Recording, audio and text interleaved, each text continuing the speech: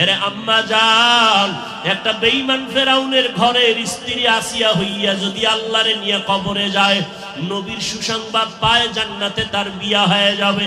এরে আম্মা জানেরা, এই আসিয়া আল্লাহর উপরে এতটা মজবুত কেমনে হইলেন?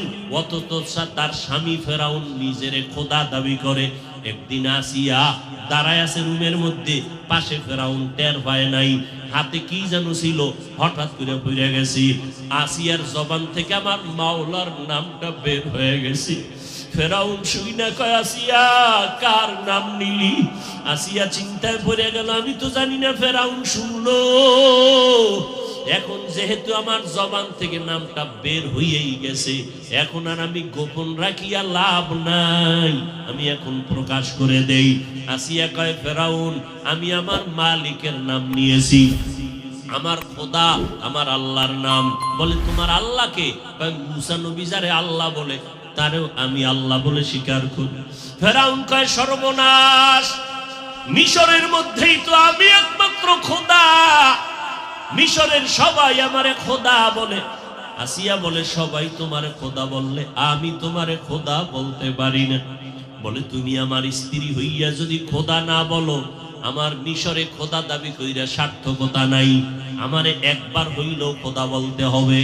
আসিয়া বলে, খবরদার, যে আল্লাহর জায়গা আমি কলিজার মধ্যে ঢুকাইছি মোহাব্বত, ওখানে দুনিয়ার আর কারো গায়রুল্লাহর মোহাব্বত ঢুকাইতে পারবো না। ফেরাউন বলে, তুমি একবার আমাকে কানে কানে কও, জোরে বলা লাগবে না। আসিয়া ডাক দিয়া কয়, রে ফেরাউন, তুমি মিশরের এমন খোদা, তোমারে সবাই ফাঁকি দিতে পারে, কিন্তু আমি এমন মালিকের গোলাম, ওই মালিকের ফাঁকি দেওয়ার কোনো রাস্তা নেই। আমি মনে মনে যদি কল্পনা করি, রুমের দরজা জানালা আটকাইয়াও যদি আমি কিছু করি, রুমের ভিতরে আমার মা দেখে না, বাবা দেখে না, আমার আপন কেউ দেখে না, কিন্তু আমার মালিক তাকাইয়া সব দেখতেছেন। ওই মালিকের ফাঁকি দেওয়া যাবে না। মরিয়া গেল আর তোমারে খোদা বলবো না। ফেরাউন শেষ পর্যন্ত কঠিন হুঙ্কার দিয়া কয়, আসিয়া সাবধান, তোমাকে শুলিবিদ্ধ করিয়া ফাঁসিতে ঝুলাইয়া শেষ করব। আসিয়া বলে, আমার মরণের ভয় দেখাইও না, জীবনে তো একবার মরণ হবে, তবে মরণটা আমার মালিকের নিয়েই মরতে চাই। আসিয়ার নামে ঘোষণা হয়ে গেল, আসিয়ার ফাঁসি হবে। হাজারো লাখো মানুষ আসিয়া চোখের পানি ছিঁড়ে কাঁদে আর বলে, মালিক, আমার জিন্দেগি বুঝি শেষ, আজ আমারে বিদায় করবে ফেরাউন, তবে তোমার কাছে আমার আবদার, আমার ধৈর্য হারাইও না, আমি যেন ধৈর্যের সাথে ঈমানের উপরে মজবুত থাকতে পারি। যখন আসিয়াকে শুলিবিদ্ধর জন্য ফাঁসির মঞ্চে নেওয়া হয়, হঠাৎ আসিয়া কাঁদতেছেন, তাকায় দেখেন রাস্তা দিয়ে মুসা নবী হেঁটে যায়। ডাক দিয়ে কয়, নবী মুসা, আমার খবর আপনি জানেননি? বলে, জানি। বলে, আপনি শুনছেননি আমার এখন ফাঁসি হবে? কয়, শুনছি। বলে, আমি বিদায় হয়ে যাইতেছি, দোয়া করিয়ে আর একটু আমাকে সুসংবাদ দেন, আমার মাওলা আমার উপরে বেজার নাকি খুশি? মুসা নবী ডাক দিয়া কয়, রে আসিয়া, আমার মাওলা তোমার উপরে এখন খুশি। আসিয়া আসমানের দিকে তাকাইয়া কয়, ক্বালা রাব্বি ইবনিলি ইন্দাকা বাইতান ফিল জান্নাহ। ও দয়ার মালিক, তোমার উপরে ঈমান আনার কারণে আমি একটা রাষ্ট্রপ্রধানের স্ত্রী হইয়াও ঘুমানের জায়গা পাইলাম না, আমি এক রাষ্ট্রপ্রধানের স্ত্রী হইয়া খানাও পাইলাম না, শুধু তোমার মোহাব্বতের কারণে। ও আল্লাহ, দুনিয়ায় পাই নাই কোনো দুঃখ নাই, তবে আমার তামান্না, তুমি আমার মাওলা ছাইরা দিও না। দুনিয়ায় যদিও খাইতে পারি না, আরামের ঘুমের জায়গা পাই নাই, তবে জান্নাতে তোমার পার্শ্বে আমার জন্য একটা ঘর বানাইয়া দাও রে মালিক। জান্নাতে তোমার পাশে একটা ঘর বানায় দাও। আসিয়া কান্না করতে করতে হঠাৎ করে আসিয়া মুস্কি হাসা শুরু করলেন। ফাঁসির মঞ্চে যায় ফেরাউন কয়ে, রে আসিয়া, এখন তোমার ফাঁসি হবে, তুমি এখন কান্না বন্ধ করে কেন হাসো? আসিয়া ডাক দিয়া কর, আমার মাওলা এইমাত্র আমার কলবের চক্ষু খুলে দিছে, তুমি দেখো না, আমি আসিয়া যা দেখতেছি তুমি দেখবা না। কি দেখো রে আসিয়া? ও ফেরাউন, জানো না আমি দেখতেছি? আমার মাওলার কাছে কান্না কইরা বলছি জান্নাতে একটা ঘর আমার জন্য বানাইতে। আমি এখনই তাকায় দেখলাম ওই জান্নাতের ছবিটা এখন দেখা যায়। আসমানের মধ্যে লক্ষ লক্ষ ফেরেশতারা আমার অপেক্ষায় আছে, আমার রূহটা জান্নাতে নিয়ে যাবে। তাড়াতাড়ি আমাকে ফাঁসি দাও, আমি আমার মালিকের মোলাকাতে হাজির হয়ে যাব। ও পর্দার আড়ালের আম্মা জান, আপনাদের মনটা কি চায় না একটু ভালো সন্তানের মা হইয়া কবরে যাবেন, স্বামীর মাল হেফাজত করবেন? আপনাদের মতো কত মহিলা আছে এখনো নামাজ ছাড়ে না, স্বামীর মাল নষ্ট করে না। স্বামীর মাল এটা স্বামীর না, স্বামী মরিয়া গেলে তো সব আপনার হয়ে যাবে। অতএব আপনি কেন ওই মাল নষ্ট করবেন? আপনার সন্তানটাকে আদর্শ মানুষ বানাবেন। আপনার সন্তানের আচরণে যেন এলাকার কেউ কষ্ট না পায়, কষ্ট পাইলে বরদোয়া করবে, আপনিও কিন্তু তার গালির অংশ হিসাবে আপনার গায়ে চলে আসবে।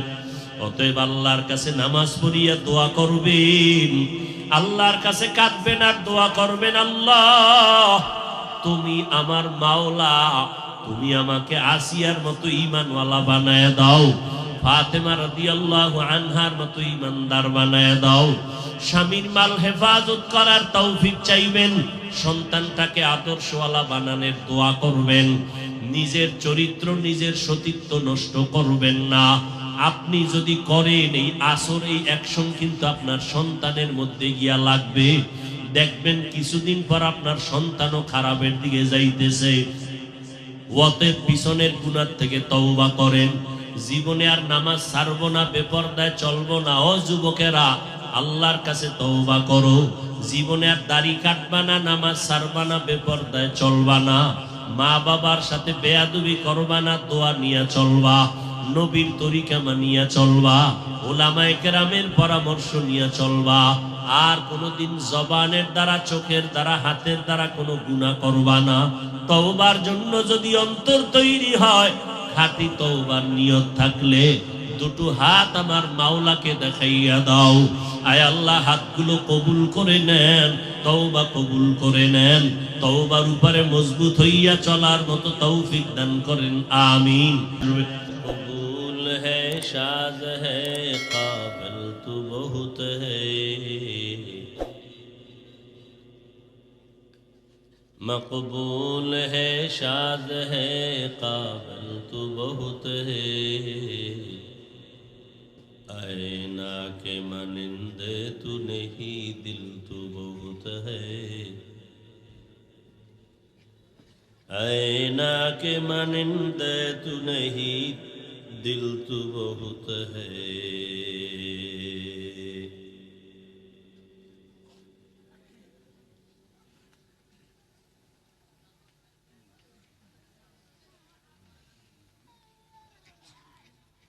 বনগ্রাম ইসলামী যুব সংস্থার উদ্যোগে আয়োজিত ইসলামী মহাসম্মেলন 24 জানুয়ারি 2024।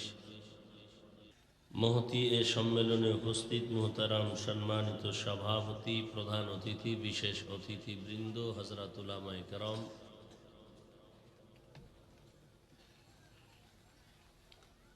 অত্র অঞ্চলের বিভিন্ন স্থান থেকে আগত আল্লাহ পাকের আশিকিন, জাকিরিন, শাকিরিন, মুহিব্বিন, মুরব্বিয়ান আযম, কালিজার টুকরা আমার সমবয়সী যুবক বন্ধুগণ, স্নেহের ছোট ভাই, পর্দার আড়ালে মাইকের আওয়াজ শ্রবণরতা সম্মানিতা মা ও বোনেরা, আল্লাহ পাকের দরবারে শুকর যে আল্লাহ পাক এই ফিতনার যুগে হাজারো মানুষের ভেতর থেকে বাছাই করে পৃথিবীর শ্রেষ্ঠ মজলিস, উলামায়ে আহলে হকের মজলিস, গুনাহ মাফের মজলিসে আসা বসার তৌফিক আল্লাহ আমাদেরকে দান করেছেন। নেয়ামতের শুকর আদায়ার্থে সকলেই জবান খুলে পড়ি আলহামদুলিল্লাহ। দরুদ ও সালাম সৈয়দুল মুরসালিন রহমাতুল লিল আলামিন শফিউল মুজনিবিন খাতামুন নবিয়্যিন সৈয়দুস সাকালাইন ইমামুল মুরসালিন শফিয়ে আযম রসুল আকরাম রহমত আলম নবিয়ুল আরব আল আজম হাবিব কিবরিয়া আশরফুল আম্বিয়া সৈয়দুল আম্বিয়া शफ़ीअ महशर साक़ी कौसर आका इनामदार मदीना का ताजदार आफ़ताब नबूवत फ़ख्र मौजूदात सय्यदुल मखलूक़ात हज़रत मुहम्मदुर रसूलुल्लाह सल्लल्लाहु अलैहि व आलिहि वसल्लमेर উপর সর্বোপরি শুকর যাদের অক্লান্ত পরিশ্রমের মাধ্যমে আজ সুন্দর আয়োজন, সময় পরামর্শ অর্থ দিয়ে দোয়া করে উপস্থিত হয়ে মাইক লাইট প্যান্ডেলের ব্যবস্থাপনার মাধ্যমে সহযোগিতা যারা করেছেন প্রত্যেককেই আল্লাহ রাব্বুল আলামিন খিদমতের বরকতে দুনিয়াতে শান্তি পরকালে মুক্তির ব্যবস্থা করে দিন। দীর্ঘ সময় হযরত উলামায়ে কেরাম কোরআন সুন্নাহ ভিত্তিক দিক নির্দেশনামূলক আলোচনা রেখেছেন, আপনারাও ধৈর্যের সাথে শ্রবণ করেছেন। উলামায়ে হযরতদের কথাগুলো সহি তরিকায় সবাইকে আমল করার তৌফিক দান করেন।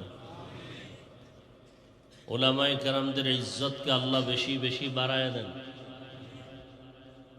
ফেসবুকে লেখার দ্বারা মিডিয়ায় অপপ্রচারের মাধ্যমে যারা আলেমদের ইজ্জতকে ছোট করার ষড়যন্ত্র করে, আল্লাহ ওদের হেদায়াত দান করেন।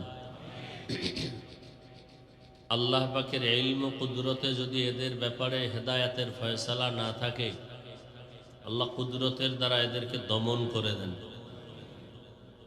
এই কথাগুলো এই জন্য বললাম, কিয়ামত পর্যন্ত আর আমরা নবী পাবো না, সাহাবায়ে কেরাম পাবো না, আমরা ইমামে আজম আবু হানিফা সহ কোনো আইম্মায়ে কেরামকে পাবো না। ইমাম বুখারী, ইমাম মুসলিম, ইমাম তিরমিজি, এমনকি এ দুনিয়াতে যারা আহলুল্লাহ ছিলেন, আল্লাহর প্রিয় বান্দা, এদেরকেও আমরা পাবো না, বরং যাদেরকে মোটামুটি পেয়েছিলাম তাদেরকেও হারিয়ে ফেলেছি। হাটহাজারীর হযরত আহমদ শফি রহমতুল্লাহ আলাই, বাবুনগরী রহমতুল্লাহ আলাই, হাফিজি হুজুর রহমতুল্লাহ আলাই, পীরজি হুজুর রহমতুল্লাহ আলাই, শামসুল হক ফরিদপুরি রহমতুল্লাহ আলাই, এইরকম অনেক আল্লাহওয়ালা, মুফতি ফজলুল হক আমিনী রহমতুল্লাহ আলাই, চরমনের সৈয়দ ফজলুল করিম রহমতুল্লাহ আলাই সহ যাদেরকে মোটামুটি কাছের থেকে দেখছি, যাদের একটা ইশারায় মোটামুটি উম্মত এক কাতারে চলে আসতো। এখন পরিস্থিতি এমন হয়েছে যে কে কাকে মানবে আর কে কাকে আদেশ দিবে এ নিয়ে সবাই দিশেহারা, চিন্তিত, মানামানির হালাত চলে গেছে। কারণ সবাই সবাইকে বড় মনে করি যার যার স্থানে।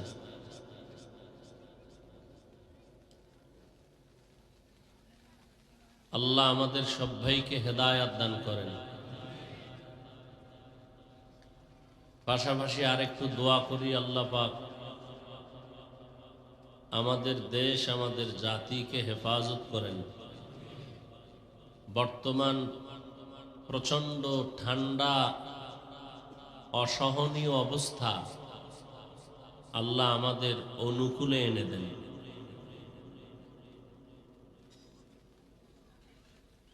বান্দা চাইলে কিছুই হয় না, আল্লাহ চাইলে সব হয়। আমি আপনাদের দোয়া নেওয়ার আশায় হাজির হয়েছি এবং সংক্ষিপ্ত কিছু আলোচনা করার নিয়তে কোরআনে হাকিমের সূরা তাহা থেকে এক টুকরো আয়াত পড়েছি, নবীজির হাদিস থেকে একটি হাদিস পড়েছি। ইখলাস ও রুহানিয়াতের সমন্বয় সহি নিয়তে সহি তরিকায় সহি কিছু কথা আমাকে বলার মতো, আপনাদেরকে শুনবার মতো দয়াময় আল্লাহ তৌফিক দান করেন। যে আয়াত আমি পড়েছি আপনাদের সকলেরই পরিচিত একটি আয়াত। কোরআন শরীফ পড়তে না জানলেও শুনতে শুনতে আয়াতটা মুখস্থ হয়ে গেছে অনেকের। কি পড়ছিলাম মনে আছে তো? মিনহা খালাকনাকুম ওয়া ফিহা নুঈদুকুম ওয়া মিনহা নুখরিজুকুম। আয়াতটা কখন পড়ে আপনারা জানেন তো সবাই? কি খানা খাওয়ার আগে না পরে? কখন? মানুষের জিন্দেগির শেষ বিদায়ের আওয়াজ।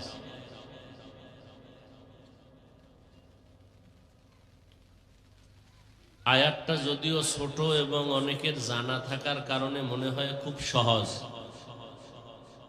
কিন্তু আয়াতের মধ্যে মনে হয় যেন আল্লাহ পাক রব্বুল আলামিন সব কিছু এর মধ্যে দিয়া দিছেন। পাওয়ারফুল এক আয়াত। আল্লাহ পাকের কুদরত, কিয়ামত, আহকামাত সবের মধ্যে। যেমন অর্থটা ধরি আগে, মিনহা খালাকনাকুম, আল্লাহ বলেন আমি তোমাদেরকে সৃষ্টি করেছি মাটির থেকে। অফিহা নুঈদুকুম, মাটির গর্ভে আবার নিয়ে যাওয়া হবে। মিনহা নুখরিজুকুম তারাতান উখরা, আবার ওই মাটির গর্ভ থেকে পুনরায় তোমাদেরকে উঠানো হবে। আল্লাহর আদালতে হাজির করতে হবে, হাজির হতে হবে, পালাবার কোনো সুযোগ নেই।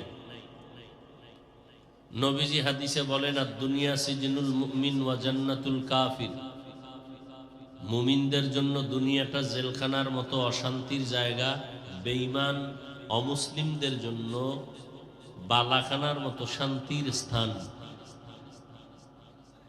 দুনিয়াটা মুমিনের জন্য অশান্তির স্থান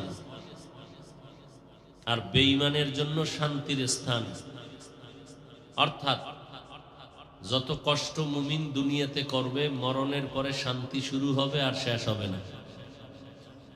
আর যত শান্তি বেঈমানরা দুনিয়ায় করবে, মরণের পরে অশান্তি শুরু হবে আর শেষ হবে না। তাহলে দুনিয়াটা মুমিনের জন্য শান্তির জায়গা। কি কথা শুনবেন না? তো জবাব দিতে হবে। দুনিয়াটা মুমিনের জন্য শান্তির জায়গা না। তো মুমিনের শান্তি কোথায়? পরকালে, তাই তো? কিন্তু এরপরেও যারা আল্লাহর জন্যই জীবনকে পরিচালনা করবে, দুনিয়াও তাদের জন্য অটোমেটিক শান্তি হয়ে যাবে। যেমন দেখেন, এখানে আপনারা যারা, আমরা সবাই কিন্তু মুসলমান, কথা ঠিক? আপনাদের আল্লাহ আমার আল্লাহ দুইজন না এক? সবাই একমত তো? আপনাদের নবী আমার নবী বলেন? আপনাদের কোরআন আমার কোরআন, আপনাদের কাবা আমার কাবা, আপনাদের ধর্ম আমার ধর্ম, আপনাদের কালেমা আমার কালেমা, আপনাদের দুনিয়াতে আসা আমার দুনিয়াতে আসার সিস্টেম। না আপনারা লঙ্গি পরে আসছিলেন? বিদায়বেলা কাফন হবে কতটা বলেন? কালার হবে আলাদা। এই তাবলিগওয়ালাদের কালার একরকম, যারা তাবলিগ পছন্দ করে না তাদের কাফনের কালার হবে আর এক রকম। না সব এক? কবরের সাইজও না আপনারটা 5 হাত লম্বা হবে এক? কবরে প্রশ্ন হবে 3টা, তাও নাকি আমার প্রশ্ন আলাদা আপনারটা আলাদা? না সব এক? অথচ দেখেন সবাই স্বীকার করছেন কিন্তু আল্লাহ এক, নবী এক, কোরআন এক, হাদিস এক, কাবা এক, ধর্ম এক, কালেমা এক, যাওয়া এক, আসা এক, কাফন এক, কালার এক। স্বীকার করছেন না? তাহলে আপনাকে আমার বয়ান করতে হবে কেন? যুবকেরা একটু খেয়াল করো, বয়ান তো জীবনভর শুনছো, আরো শুনবা, খেয়াল করে শুনবে।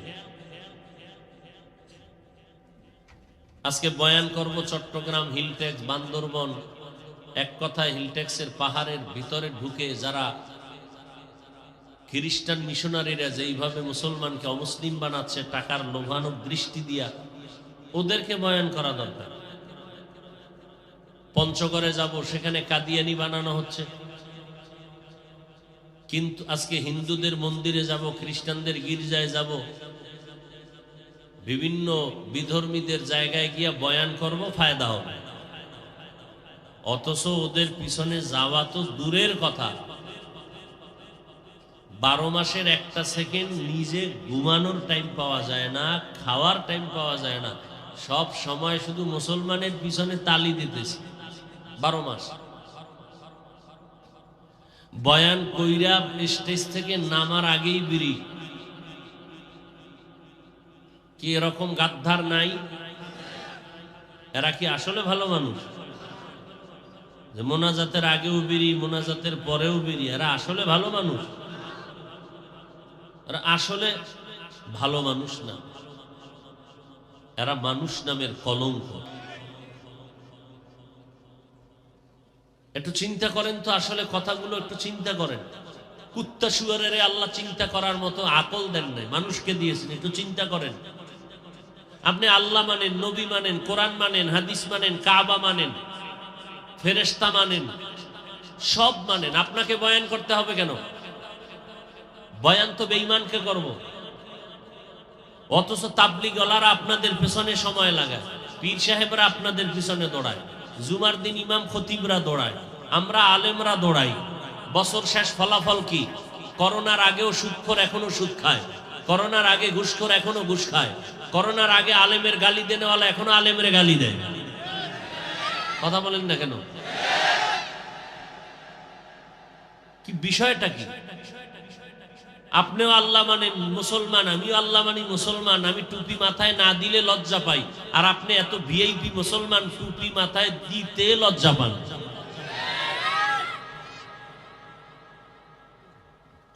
আপনি দাড়ি রাখতে লজ্জা পান, আমি দাড়ি কাটতে লজ্জা পাই। আপনি কেমন ভিআইপি মুসলমান, একটু চিন্তা করেন তো। আপনি মসজিদে ঢুকতে লজ্জা পান, আর আমি না ঢুকলে লজ্জা পাই। আপনি পর্দা করতে লজ্জা পান, আর আমি পর্দা না করতে লজ্জা পাই। বিষয়টা কি? কারণ কি? অথচ আপনি দাবিও করেন মুসলমান, দাবিও করেন আপনি আখিরি নবীর উম্মত। বড় কঠিন বিষয়। আল্লাহ হেদায়াত না দিলে আমি বান্দা কেন? বড়পীর আব্দুল কাদের জিলানী কেন? আনোয়ার শাহ কাশ্মীরি কেন? ইমাম আজম আবু হানিফা কেন? স্বয়ং রসুলে আরবি, যার কোনো গুনাহ সেই নবীও যদি বয়ান করে আর কপাল পুড়ে যায়, ওই নবীর বয়ানেও কালেমা পড়ে না। এরকম কপাল পোড়া আছে না নাই? নবীর মতো ব্যক্তি যার গুনাহ নাই, বয়ান করতেছেন, কালেমা পড়ে নাই, এরকম নাই দুই একজন? কে আছে বলেন তো?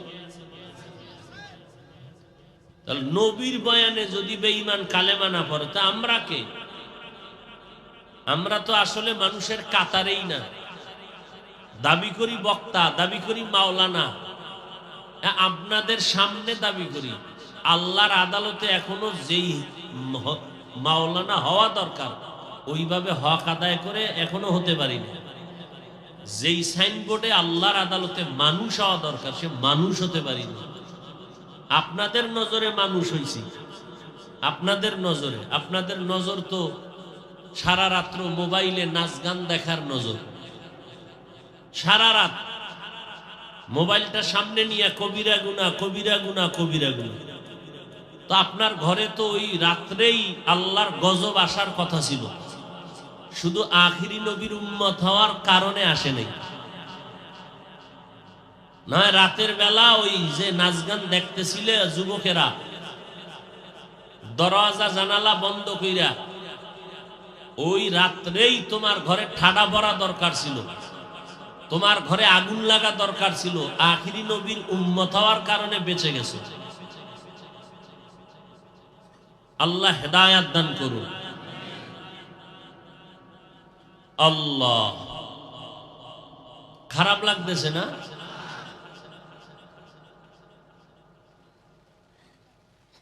এই সময় বৃষ্টির কথা না,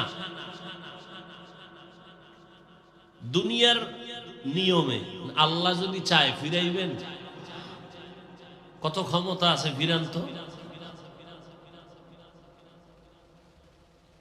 এইটা বললাম এক হাইসিয়াতে। আর এক হাইসিয়াতে এই জমিনে কিছু আল্লাহর গোলাম ছিলেন যারা বৃষ্টি ফিরাই দিচ্ছে। এটা আর এক হাইসিয়াত। কইছে আল্লাহ বৃষ্টি বন্ধ করে দাও, জাগাত বন্ধ। قال النبي صلى الله عليه وآله وسلم لو أقسم على الله لأبره। বৃষ্টি আছে, থামায় দাও, সাথে সাথে বন্ধ।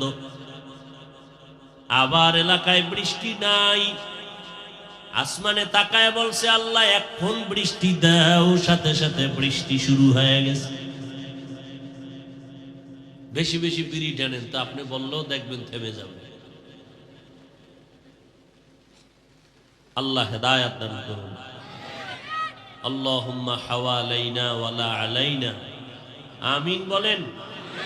আল্লাহুম্মা হাওয়ালাইনা ওয়ালা আলাইনা, আল্লাহুম্মা হাওয়ালাইনা ওয়ালা আলাইনা। আয় আল্লাহ, মেহেরবানি করে কোরআনের বরকতে আপনার বান্দাদেরকে কিছু কথা বলার শোনার ব্যবস্থা করে দেন, তৌফিক দান করেন।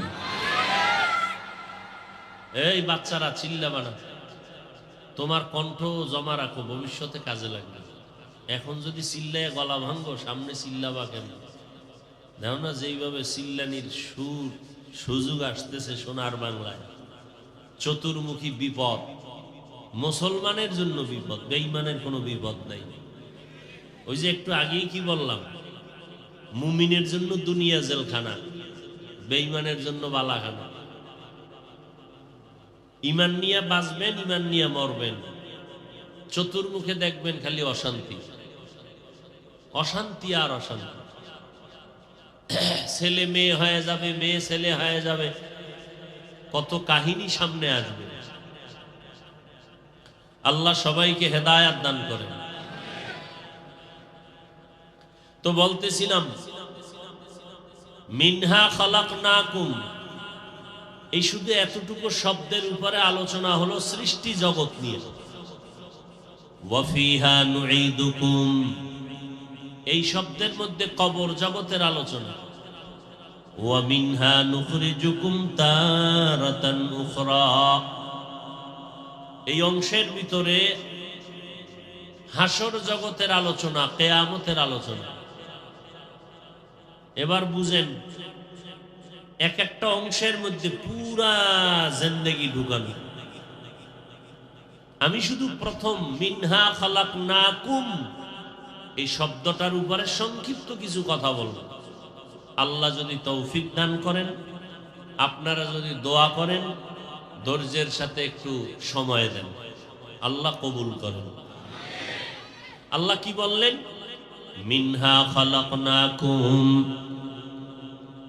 আমি মানুষকে মাটির থেকে সৃষ্টি করেছি, তোমাদেরকে সৃষ্টি করেছি মাটির থেকে। কাদেরকে? কাদেরকে? মানুষকে। এই সৃষ্টির ব্যাপারে, মানুষ সৃষ্টির রহস্য ব্যাপারে আরো কয়েকটা কথা কোরআনে আছে। যেমন আল্লাহ আর এক আয়াতে বলেন, মানুষ আমি সৃষ্টি করেছি জমাট রক্ত থেকে। ইকরা বিসমি রাব্বিকাল্লাযী খালাক, খালাকাল ইনসানা মিন আলাক, ইকরা ওয়া রাব্বুকাল আকরাম আল্লাযী আল্লামা বিল কলম আল্লামাল ইনসানা মা লাম ইয়ালাম। আর এক আয়াতে আল্লাহ বলেন, আমি মানুষ সৃষ্টি করেছি এক ফোঁটা পানি থেকে। হাল আতা আলাল ইনসানি হিনুম মিনাদ দাহরি লাম ইয়াকুন শাইআম মাযকুরা ইন্না খালাকনাল ইনসানা মিন নুতফাতিন আমশাজিন নাবতালিহি ফাজআলনাহু সামিআম বাসীরা। এই মানুষ, তোমাদের কোনো অস্তিত্বই ছিল না। আমার আম্মা জান জানতেন না, মায়ের গর্ভে যেদিন আব্বা জানের পক্ষ থেকে পানিটা মায়ের বাচ্চা দানিতে আসলো, মা অনুভব করেন নাই যে আমি দুনিয়াতে আসবো।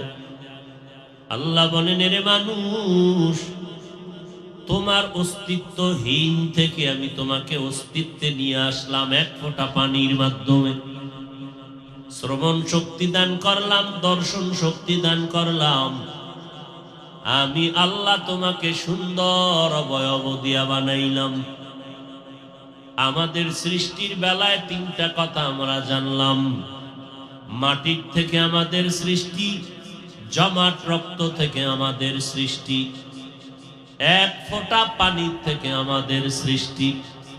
কয় কথা হইল? এই তিন কথার মধ্যে আসল কথা হলো মানুষ মাটির সৃষ্টি। এটাই যদি আসল কথা হয়, তাহলে জমাট রক্ত থেকে আল্লাহ মানুষ বানাইছেন, এই কথার ব্যাখ্যা কি হবে?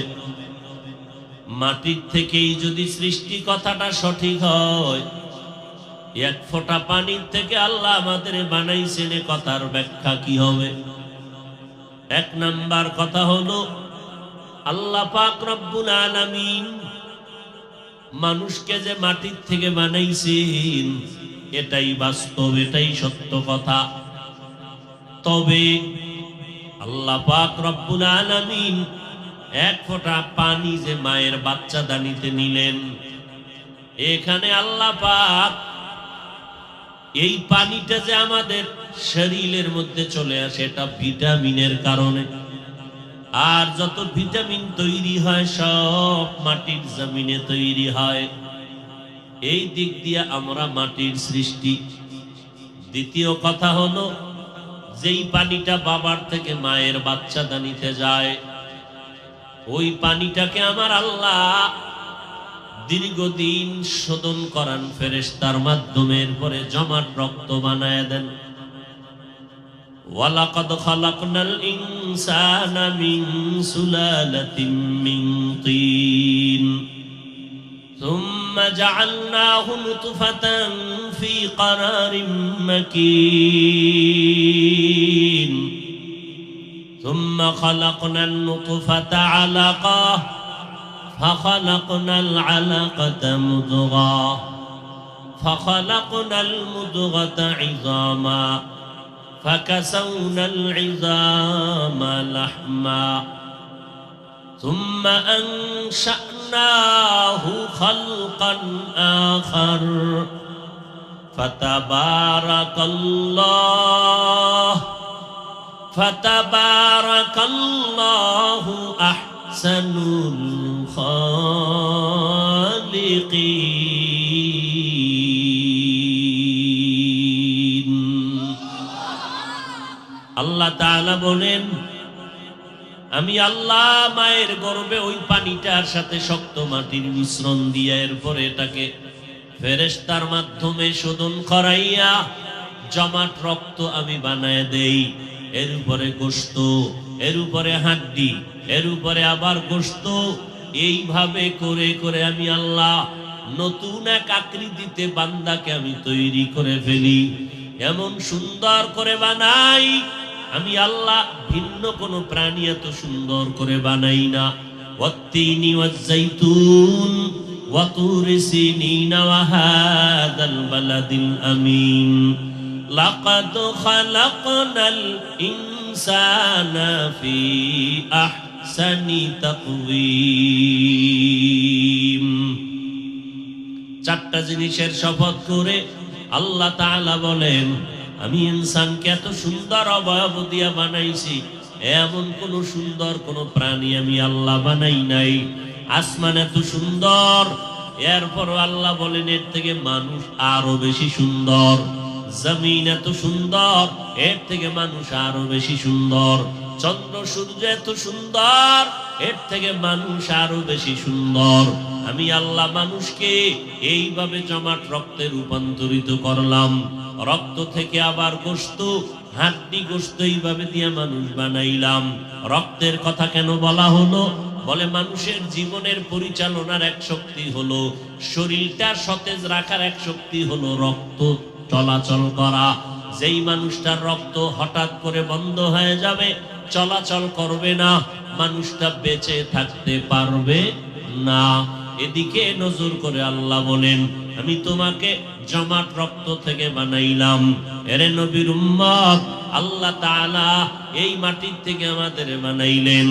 এবার কথা হলো, মাটির থেকে আল্লাহ ডাইরেক্ট বানাইছেন পয়গম্বর আদমকে, আর কাউকে বানান নাই। কিন্তু আল্লাহ এখানে বললেন, তোমাদেরকে মাটির থেকে সৃষ্টি করেছি।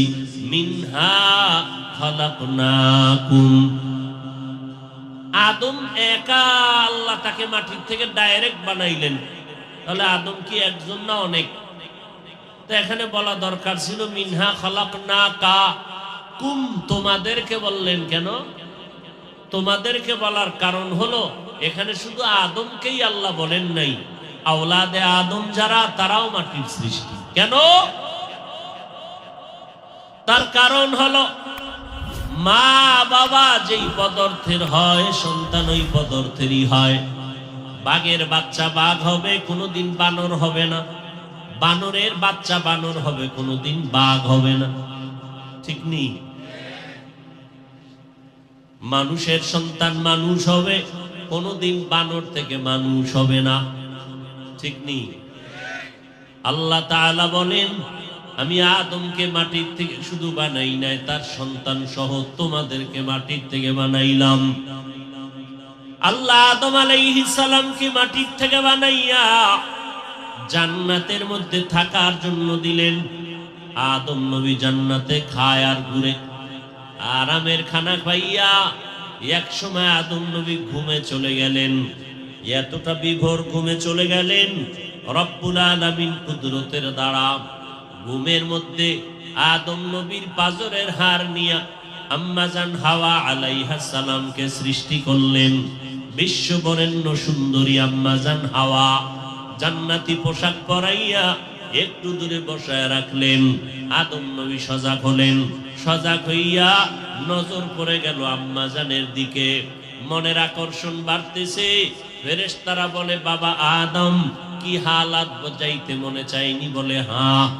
ডাইরেক্ট যাইও না, একটু ঘুরাইয়া যাও। বলে ঘুরাইয়া কেমনে? বলে আল্লাহর আইনে বিবাহের বন্ধনে খুতবা পড়া লাগবে, মহারানার টাকা আদায় করা লাগবে। আল্লাহ তাআলা বিবাহের ব্যবস্থা করাইয়া দিলেন, মহারানা আদায়ের ব্যবস্থাও করাইলেন। মহারানা না দিয়া হাওয়ার কাছে যাওয়ার কোনো বৈধতা হবে না। তবে ওখানে মহারানা কি দিবেন? টাকা চলে না। জান্নাতের ময়দানে কোনো দিরহাম চলে না, দিনার চলে না, রুপি চলে না, রেঙ্কি চলে না। ওখানে আল্লাহ পাক অর্ডার করলেন, ফেরেশতা জানায় দাও, আমার বন্ধু মুহাম্মদের নামের উপরে 10 বার যদি আদম দরুদ শরীফ পড়ে নাই, আমি আল্লাহ মহারানা হিসাবে কবুল করে নিব। हर के बाशुद आमिले सल्लु मुदम आतिशे तू जुक्षावत बर वे হারাম। বৈধতার জন্য কি লাগছে? মহারানা। বলেন কি লাগছে? মহারানা। কি দিয়ে আদায় করছেন? দরুদ শরীফ। বলেন কি দিয়া? এখান থেকে 2টা সবক নিবেন। কয় সবক? 1 নাম্বার, বিয়ে শাদী যদি করেন, তাহলে অনেকে করতে চান ঠিক, কিন্তু অনেকের কপালে বিয়া নাই। অনেকের কপালে নাই। যুবকদেরকে বলছি, আর যদি পাও, বউ পাবা না, পাবা জল্লাদ। কি বাবা? জল্লাদে খালি জুতা মারবে, জুতা। কয়টা মাইয়ার জীবনের উপরে হামলা করেছো, এক জল্লাদ আইসা জুতা দিয়া 10টার ঝাল মিটাবে একটাই রেখা রাখ। মনের মতো আকাম করে দুনিয়াতে বেঁচে থাকবি, অসম্ভব। জুলুমের বিচার মরার আগে হয়, এটাও লিখে রাখবো। দুইটা অপরাধ আছে, যেই দুইটা অপরাধ করলেই বিচার মরার পরে না আগে। قال النبي صلى الله عليه وآله وسلم اثنان يعجلهما الله في الدنيا البغي وعقوق الوالدين। পয়গম্বর বলেন দুইটা অপরাধ আছে, জমিনের মধ্যে যদি ওই অন্যায়টা করো শাস্তি হবে মরার আগে, মরার পরে নয়। এক নাম্বার অপরাধ হলো গায়ের জোরে কারো উপরে জুলুম করা। গায়ের জোরে কার উপরে জুলুম করা। জুলুম আবার 3 প্রকার: আল্লাহর সাথে জুলুম করা, অন্যান্য মাখলুকাতের সাথে জুলুম করা, নিজের সাথে জুলুম করা। যারা জুলুম করে তারা জালেম, যাদের উপরে করে তারা মাজলুম। জালেমের বিচার হবে মরার আগে, ভালো করিয়া শুনো। সাবধান, আল্লাহর সাথে জুলুমের নাম হলো শিরক। কি?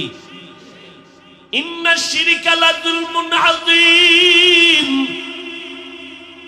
আল্লাহর সাথে শিরিক করবে, এটা জুলমে আযীম, বড় জুলুম। আল্লাহ বলেন ওয়া মান ইউশরিক বিল্লাহ ফাকাদ হারামাল্লাহু আলাইহিল জান্নাহ। শিরিকের মতো যারা জুলুম করবা তাদের জন্য জান্নাত হারাম। এরে আল্লাহর গোলাম, বিবাহ করতে গিয়া খেয়াল রাখবা, মহারানার টাকা আদায় করবা, স্ত্রীকে দিতে হবে, কিছু নেওয়া যাবে না। বুঝেন কি? বিয়ার সময় স্ত্রীকে নেওয়া যাবে না, দিতে হবে নগদ, দিতে হবে। আর ফহিন্নির মাইয়া ভোলা হইলে 2-4 মাস বাকি। কিছু আছে না ফকিন্নির ভোলা, মহর ধরে 5 লাখ দিতে পারে না, 10,000। কাজী সাহেব হেনে আরেকটু ফাইজলামি চালাকি করে, 2 লাখ মহর ধার্য করিয়া 50,000 উশাল পাইয়া। উশাল মানি নগদ, পাইছে 50 পাইছে, তাহলে মিশা লাগছে না? মিথ্যার দ্বারা যেই বিয়ার ফাউন্ডেশন শুরু, এই ঘরে হবে শান্তি, কোনদিন সম্ভব না। এত সোজা। 1 নাম্বার সবক, বিবাহের জগতে ঢুকতে গেলে আগে স্ত্রীকে দিতে হবে, কিছু নেওয়া যাবে না। দেওয়ার নাম মহারানা, নেওয়ার নাম যৌতুক। দেওয়ার নাম মহারানা, নেওয়ার নাম মহারানা ফরজ, যৌতুক সুন্নত। কি? হারাম। সব উল্টে গেছে, স্ত্রীকে দেয় না, সব নেয়। টাকা দাও, বাড়ি দাও, গাড়ি দাও, হুন্ডা দাও, গুন্ডায় যাও, বিদেশ যাওয়ার ভিসা দাও। আসেনি? আপনাদের দিকে এই যৌতুক নাই তো? আছে? খুব খুশির কথা না? যারা যৌতুক খাইতেছেন আপনারা হাসেন, একটু আগেই কিন্তু ইনজেকশনটা দিয়েছি। জালেমের বিচার হবে মরার পরে না আগে। যারা যৌতুক খায় এরা জালেম। নাচতে কোন খায় কি? আপনি আকাম করবেন এই জন্য বয়ান বন্ধ? হ্যাঁ, যারা যৌতুক নেয় তারা, জোরে বলেন, জালেমের বিচার মরার আগে না পড়ে? দেখবি, ভালো করে লিখে নাও, যারা যৌতুক খাবি দেখবি তোর কপালে ভালো মাইয়া বলা নাই, কয়েকদিন পরে দেখবি বউও নাই। ঠিক নেই? বিদেশ যাওয়ার ভিসা নিয়া বিয়া করার ওয়াদা করছো, বিদেশ যাওয়ার ভিসা দিবানি তো বিয়া করুম। বিয়া যে কইরা বউডা রাইখা বিদেশ যাবি, পাহারা দিবে কে? আমার ছোট ভাই। ঠিক নেই? আপনারা হাসেন, চিন্তা করলে তো সিকরাইয়া কান্না দরকার যে এই পরিমাণ জালেম আমরা। আল্লাহর আইনে যৌতুক হারাম, দুনিয়ার আইনেও হারাম। এরা নারীর সাথে জুলুম করে, এরা দেশের দুশ্মন, নারীর দুশ্মন, স্বাধীনতার দুশ্মন, রসুলের দুশ্মন, আল্লাহর দুশ্মন, কোরআনের দুশ্মন। এরা বড় ডাকাত। আমার আম্মায় কইছে, আমার মা যারে কথায় ধরে না ওরে জারুর বাড়িতেও ধরে না। এই যে বলতেছি কত মারাত্মক কথা, আপনারা হাসতেছেন। কেন হাসেন জানেন? আসলে হাসির কথা না, যা বলছি তা কান্নার কথা। হাসেন কেন? লজ্জা নাই কি নাই? নবী ১৫০০ বছর আগে বলে গেছেন, লা ঈমানা লিমান লা হায়া আলা, যাদের লজ্জা নাই তাদের ঈমান নাই। আসলে কি এটা হাসির প্যান্ডেল না কান্নার প্যান্ডেল? তো কান্নার প্যান্ডেলে কাঁদবে এটাই স্বাভাবিক, হাসি দেওয়াটা অস্বাভাবিক। অথচ সবাই হাসতেছেন। আমি একটা হাসির কথা এখনো পর্যন্ত বলিনি।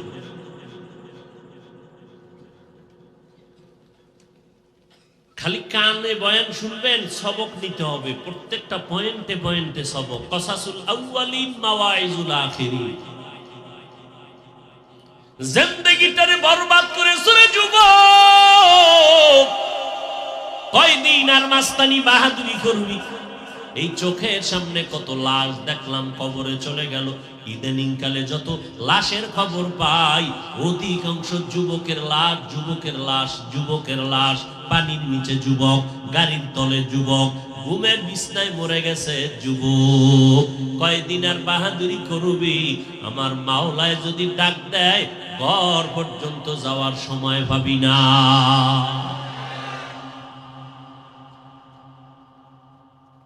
মদিনাওয়ালার আইন, বিবাহের ক্ষেত্রে নারীকে দিও, কিছু নেওয়া যাবে না। দেওয়ার নাম কি? ভুলে গেছে। নেওয়ার নাম কি? দেওয়াটা কি? ফরজ, নেওয়াটা হারাম।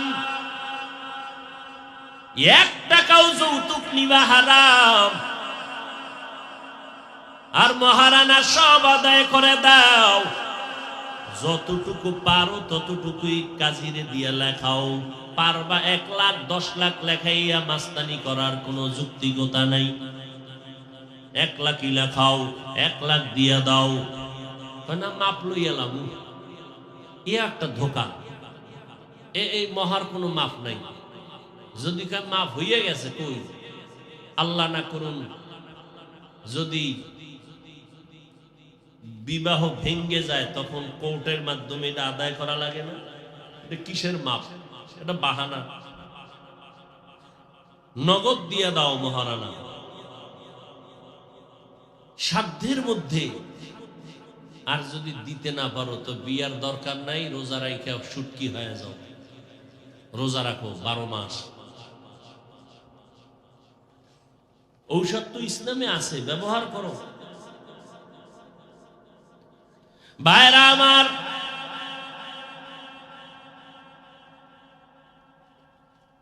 ইনশাআল্লাহ মহারানা যারা বিয়া করছেন ঠিকই, মহারানা এখনো দিছেন কিনা খেয়ালই নেই। কেমন পাগল হয়ে গেছে, খেয়ালই নেই মহারানা দিছে না কি না দিছে। যারা দেন নাই তাড়াতাড়ি দিয়া দেন।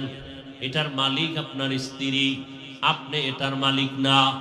মহারানা দিয়ে দিয়ে যদি এই টাকায় বাড়তে থাকে স্ত্রীর মালিকানায়, আলাদা ভাবে আপনার স্ত্রীর যাকাত চলে আসবে, চালাকি চলবে না। আপনার টাকার উপরে আপনার আলাদা যাকাত। আর যেই স্বর্ণ অলংকার আপনার স্ত্রীকে দিয়ে দিছেন, মালিক বানায় দিছেন, আর মহারের টাকা সহ যদি মিলাইয়া নেশাব হইয়া যায়, যাকাত দেওয়া লাগবে স্ত্রীর জন্য আলাদা। চালাকি চলবে না। যারা দেন নাই তাড়াতাড়ি মহারানা আদায় করে দিবেন। আর যারা বিবাহ করবারে বাবা, মাওলার কাছে দয়া কইরা দোয়া করিও, জীবনে কোনোদিন যৌতুক খাইবা না, মহারানা না দিয়া বিয়া করবা না। 2 নাম্বার সবক, বেশি বেশি দরুদের আমল করো। নবীজির দরুদের দাম কত? জান্নাতের মধ্যে আদম নবী মহারানার দাবি তুলছেন, দরুদ পড়িয়া তা শোধ করেছেন। দরুদের এত দাম। আজকে আমগো দরুদ নাই, জেলাফি থাকলে দরুদ আছে, নাইলে নাই। ঠিক নেই, আর নাই। আলহামদুলিল্লাহ, আমরা তো মোটামুটি দরুদ পড়ি, চেষ্টা করি পড়ার। যারা আমরা মাদ্রাসায় পড়ি, পড়াই দরুদ আর দরুদ, ক্বালা রাসূলুল্লাহ, ক্বালা রাসূলুল্লাহ, ক্বালা রাসূলুল্লাহ, এভাবে দরুদ চলতে থাকে সাল্লাল্লাহু। এই যুবক বাবারা, জীবনটা তোমার কিন্তু ফুলের মতো দামি, তুমি জানো না। তোমার কপাল খারাপ, তোমার চোখের পাওয়ার খারাপ। চোখের মধ্যে চশমা লাগাইছো, পাওয়ারি আয়না লাগাইবা, দূরের জিনিস কাছে দেখবা, কিন্তু কপাল খারাপ। লাগাইতে গিয়া আয়না লাগাইছো কালো রঙের আয়না। এখন স্টেজে উঠা দেখো সব বাতিগুলো কালো, কাপড়ও কালো। আসলে তুমি যদি বলো বাতি কেন কালো, কাপড় কেন কালো, বলে কিছুই কালো না, তোমার চোখে সমস্যা। চিকিৎসা করে নাও, না হয় তোমার জীবন আরো বিপন্ন হয়ে যাবে। এরে নবীর উম্মতের দল, দৈনিক কমপক্ষে 100 বার নবীর উপরে দরুদ পড়বেন। রাজি আছেননি? বিছানায় শুয়া শুয়া দরুদ পড়েন, বইয়া আছেন পড়েন, হাঁটতেছেন দরুদ পড়েন। বেশি সময় নাই, উত্তমটা পড়বেন যেটা নামাজে পড়ি, দরুদে ইব্রাহিমি। আল্লাহুম্মা সাল্লি আলা মুহাম্মদ ওয়া আলা আলি মুহাম্মদ। এরে আম্মা জানেরা, দরুদ শরীফ বেশি বেশি পড়বেন। আপনার যত মুসিবত আছে ইনশাআল্লাহ দরুদের আমলে মুসিবত দূর হয়ে যাবে। সময় নেই, ছোট আকারে পড়বেন সাল্লাল্লাহু আলাইহি ওয়া আলিহি ওয়া সাল্লাম, সাল্লাল্লাহু আলাইহি ওয়া আলিহি ওয়া সাল্লাম, সাল্লাল্লাহু আলাইহি ওয়া আলিহি ওয়া সাল্লাম। রাজি আছেন ইনশাআল্লাহ? সব সময় দরুদ দরুদ দরুদ, বেশি বেশি দরুদ পড়বেন। মসজিদে ঢুকতেও দরুদ, বাইরে হইতেও দরুদ। আমরা খালি জেলাপির সময় দরুদের খেয়াল থাকে। ওই সময়ে যদি কোনো হুজুরে দরুদ না পড়ে, মনে করে জেলাপি হারাম। আর মসজিদে ঢুকতে যে দরুদ লাগবে এনে খবরই নেই। মদিনার নবী বলেন, ওই দোয়া আরশে আজিম পর্যন্ত যাবে না যেই দোয়ার মধ্যে দরুদ সালাম থাকবে না। মসজিদে ঢুকতে দোয়া আসেনি, বের হইতে দোয়া আসেনি, যেখানে দোয়া আছে সেখানে দরুদ লাগবে। বলে কেমনে? মসজিদে ঢুকতে দোয়াটা পারলে একটু জবান খুলে বলেন না একবার, আল্লাহুম্মা ফতাহলি। এই দোয়াটার আগে বিসমিল্লাহ পড়তে হবে, দরুদ পড়তে হবে, ডান পা দিয়া ঢুকতে হবে, দোয়া পড়তে হবে, ইতিকাফের নিয়ত করা লাগবে। তো একসাথে কেমনে পড়বেন? মসজিদে নববীতে সালাম দিতে হাজী সাহেবরা যখন ঢুকেন, রহমতের নবীর রওজার সামনে গেইটে সুন্দরভাবে দোয়াটা লেখা আছে, আল্লাহ বিসমিল্লাহি ওয়াসসালাতু ওয়াসসালামু আলা রাসূলিল্লাহ, আল্লাহুম্মা ফতাহলি আবওয়াবা রাহমাতিক। আবার যখন বের হইবেন তখনও কিন্তু দরুদ লাগবে। বের হবেন বাম পা দিয়া, জুতা ঢুকাইবেন আগে ডান পা। জুতার মধ্যে কোন পা ঢুকবে? বাম পা। মসজিদ থেকে বের হইবেন কোন পা দিয়া? বাম পা দিয়ে বের হইবেন ঠিক, কিন্তু জুতা ঢুকবে কোন পায়ে আগে? কঠিন কথা কিন্তু। বের হইবেন বাম পা দিয়া, জুতায় পাও ঢুকবে কোনটা আগে? বড় কঠিন কথা। বাম পা দিয়া বের হবেন, কিন্তু বাম পা জুতায় আগে ঢুকানো যাবে না। আগে ঢুকাবেন জুতার ভিতরে ডান পা, এরপরে বাম পা, এরপরে কদম দিবেন আবার ডান পা দিয়া। এমনি সুন্নি মামার বাড়ির আবদার, তুকু যাও सुन्नते अहमद कुजा बा मुहम्मद के बुअद निस्बतुरा मन अहब्बा सुन्नती कौले रसूल मजदाए काना माई हम कुन कबूल। আবার বের হইতে দরুদ ও সালাম বিসমিল্লাহি ওয়াসসালাতু ওয়াসসালামু আলা রাসূলিল্লাহ আল্লাহুম্মা ইন্নী আসআলুকা মিন। পড়ছেননি কোনদিন দরুদ? মসজিদে ঢুকতে বের হইতে জেলাফি ছাড়া বড় কঠিন ভাই, রাগ করবেন না, বুঝাবার জন্য বলি এবং আমি হৃদয় থেকে বলি, কলিজার থেকে বলতেছি, মোহাব্বতের নিয়তে আমলের জন্য বলতেছি, বাতাসে উড়াইয়া দেওয়ার জন্য বলি নাই। এই যুবক, আমার মায়ার নবী, রহমতের নবী যেই সুন্নতের আদর্শ উম্মতের সামনে রেখে গেলেন, এই নবীর আদর্শ মানবে হিন্দুরা, বৌদ্ধরা, খ্রিস্টানেরা, ইহুদিরা। বলো যুবকেরা, ওই নবীর সুন্নতের আদর্শ পালন করবে কারা? জোরে বলো। কোন দেশের মুসলমান? সারা দেশের মুসলমান, তবে চট্টগ্রামের মুসলমান বাদ। আপনারা বিএপি তো, আপনাদেরও লাগবে তো, দাড়ি রাখেন না কেন? বিয়ার পর গ্যারান্টি আছে বিয়া করবেন, বেঁচে থাকবেন, গ্যারান্টি আছে। নবীর আদর্শের টুপি লাগাইবেন কেন? এই বয়ানটা কি আপনারে বুঝানো লাগবে? টুপি মাথায় দেওয়া নবীর সুন্নাত, এটাও কি বুঝানো লাগবে? এটা কি আপনি বুঝেন না? পর্দা করা লাগবে, এটা কি আপনি বুঝেন না? কেন আপনি দাড়িটা লম্বা করেন না? আমার পীর সাহেবের এটা হুকুম না, পয়গম্বরের আদর্শ। আমার পীরের কোন আদেশ না টুপি পরো, এটা নবীর সুন্নতের আমল। এরে আল্লাহর গোলাম, তোমার ফুটন্ত জীবন, তোমার এই জিন্দেগির গোলাপের ঘেরানে পুরো দুনিয়াটা আলোকিত হয়ে যাবে। কিন্তু যুবকের দল, আজ তোমার জিন্দেগিটা বরবাদ করে ফেলতেছো, কোনো খবর নেই, চিন্তাও নাই। তোমার মাত্র 25 বছর থেকে 30 বছর, কি কামাই করছো তোমার এই 30 বছরে? জানোনি কি কামাই করছো? তাও জানো না। মোবাইলের কারণে তোর মা বড় দোয়া করে, বাবা বড় দোয়া করে, আলেমরা বড় দোয়া করে, মুরব্বীরা বড় দোয়া করে। তোর চরিত্রটা এতই যে খারাপ, সবাই চায় তুই মইরা গেলে সবাই খুশি। 30 বছরে কামাই করছো, মরলে সবাই খুশি, এমন চরিত্র খারাপ বানাইছ।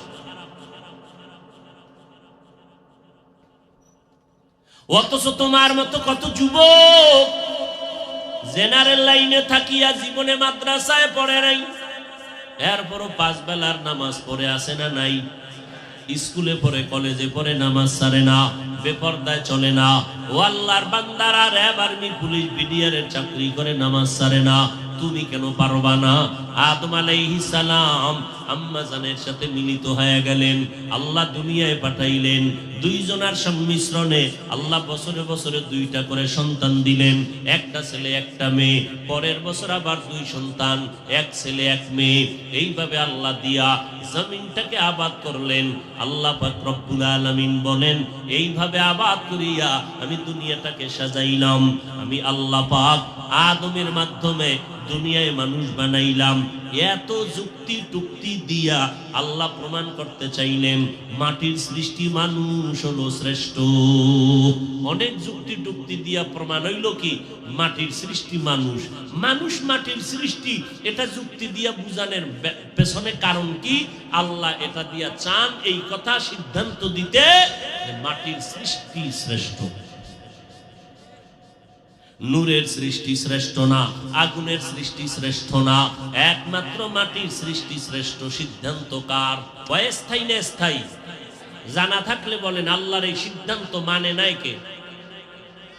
বলেন না কেন? মাটির সৃষ্টি শ্রেষ্ঠ, নূরের সৃষ্টি শ্রেষ্ঠ না, আগুনের সৃষ্টি শ্রেষ্ঠ না। সিদ্ধান্ত আমার আল্লাহর, স্থায়ী সিদ্ধান্ত। মানে না ইবলিস। ইবলিস যে মানে নাই গায়ের জোরে না যুক্তির ব্যানারে? গায়ের জোরে না, যুক্তি দিছে এটা শ্রেষ্ঠ হইতে পারে না।